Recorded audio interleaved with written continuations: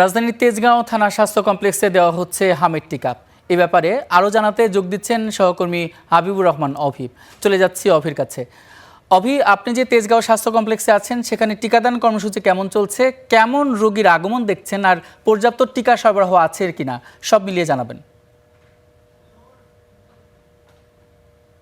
আসলে তেজগাঁ থানা স্বাস্থ্য কমপ্লেক্স, যেটি এখানে মূলত হামের টিকা দেওয়া হচ্ছে, তবে যে ক্যাম্পেইন শুরু করেছে সরকার নতুন করে 6 মাস বয়স থেকে 5 বছর বয়স পর্যন্ত, সেটি এখন পর্যন্ত এখানে শুরু হয়নি। তারা যেটা আমাকে জানিয়েছেন যে আগামী 12 তারিখ থেকে সেই কার্যক্রম এখানে শুরু হবে। ঢাকায় এখন পর্যন্ত আমরা যতটুকু জানি নবাবপুরে শুরু হয়েছিল। নবাবপুর সেই থানার মধ্যে হামের টিকা দেওয়া হচ্ছে। তবে ঢাকার যে হাসপাতালগুলো রয়েছে, বিশেষ করে শিশু হাসপাতাল, সংক্রামক ব্যাধি হাসপাতাল, ডিএনসিসি হাসপাতাল, এই হাসপাতালগুলোতে কিন্তু টিকা দেওয়া হচ্ছে, কিন্তু আসলে ক্যাম্পেইন যেটা বলা হচ্ছে, নতুন করে এই হামের প্রাদুর্ভাব দেখার পর গভর্নমেন্ট যে নতুন করে যে টিকা দিচ্ছে, সেটি কিন্তু কোথাও এখন পর্যন্ত দেওয়া হচ্ছে না।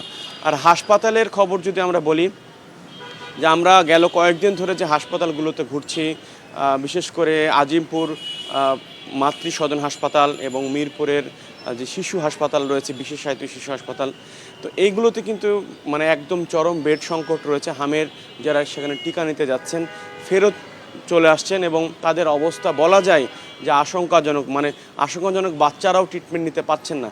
তো আমরা সব মিলে যেটা দেখলাম যে এখন পর্যন্ত হাসপাতালে সিট ফাঁকা আছে। আসলে ডিএনসিসি যে হাসপাতাল রয়েছে বাস স্ট্যান্ডের পাশে, ডিএনসিসি কোভিড হাসপাতাল, সেটি মূলত এখন হামের ট্রিটমেন্ট দেওয়া হচ্ছে এবং হাসপাতালটিতে রয়েছে প্রায় 1000-এর বেশি বেড। আমরা হয়তো পরবর্তী খবরে সেই হাসপাতালে গিয়ে বিস্তারিত জানাতে পারবো। অভি, বিস্তারিত আপনার কাছ থেকে আমরা নিশ্চয়ই পরবর্তীতে জানবো। আপনাকে অসংখ্য ধন্যবাদ।